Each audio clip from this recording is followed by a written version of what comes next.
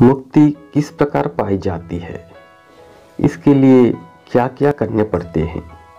इस विषय में योग शास्त्र के अनुसार चित्त की 5 वृत्तियों को यथावत रोकने और मोक्ष के साधन में हमेशा प्रवृत्त रहने से अविद्यादि 5 क्लेश नष्ट हो जाते हैं, जो कि मूढ़ जीवों को अंधकार में फंसाकर जन्म मरण आदि दुख सागर में सदा डुबाती रहती है। वे 5 क्लेश हैं।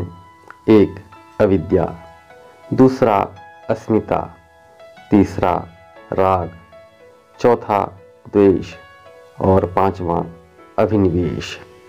उनमें से अस्मिता आदि 4 क्लेशों और मिथ्या भाषण आदि दोषों की माता है अविद्या। परंतु जब विद्वान और धर्मात्मा उपासक अपनी सत्य विद्या से अविद्या को नष्ट कर देते हैं, तब वे जीव मुक्ति को प्राप्त हो जाते हैं। वर्तमान आइए जानते हैं उस अविद्या के क्या क्या लक्षण हैं।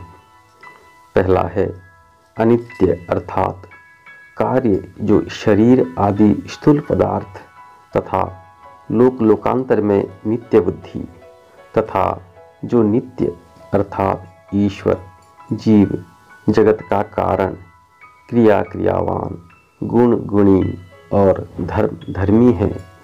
इन नित्य पदार्थों का परस्पर संबंध है, इनमें अनित्य बुद्धि का होना। दूसरा है अशुचि, जो मल मूत्र आदि के समुदाय दुर्गंध रूप मल से परिपूर्ण शरीर में पवित्र बुद्धि का करना तथा तालाब, नदी आदि में तीर्थ और पाप छुड़ाने की बुद्धि करना, स्पर्श इंद्रिय के भोग में अत्यंत प्रीति करना इत्यादि अशुद्ध पदार्थों को शुद्ध मानना और सत्य विद्या, सत्य भाषण, धर्म, सत्संग, परमेश्वर की उपासना, जितेंद्रियता, सर्व उपकार करना, सबसे प्रेम भाव से वर्तना आदि शुद्ध व्यवहार और पदार्थों में अपवित्र बुद्धि करना, यह अविद्या का दूसरा भाग है।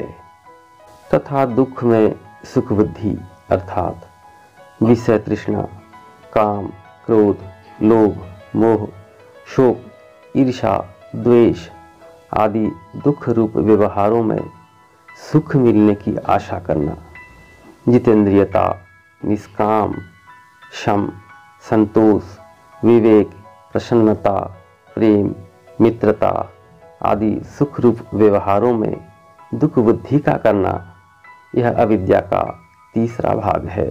इसी प्रकार अनात्मा में आत्मबुद्धि अर्थात जड़ में चेतन भावना और चेतन में जड़ भावना करना अविद्या का चतुर्थ भाग है।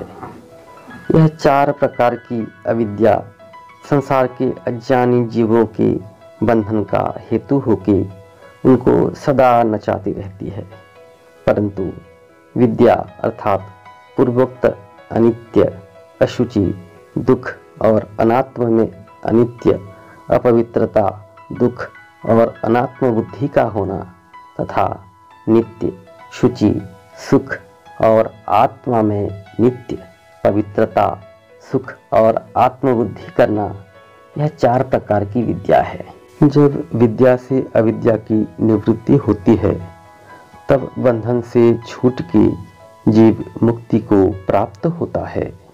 जो दूसरा क्लेश है वह है अस्मिता अर्थात अभिमान और अहंकार से अपने को बड़ा समझना। जब सम्यक विज्ञान से अभिमान आदि के नाश होने से उसकी निवृत्ति हो जाती है, तब गुणों के ग्रहण में रुचि होती है। तीसरा राग अर्थात जो सुख संसार में साक्षात भोगने में आते हैं, उनके संस्कारवश जो लोभ सागर में बहना है, इसका नाम राग है।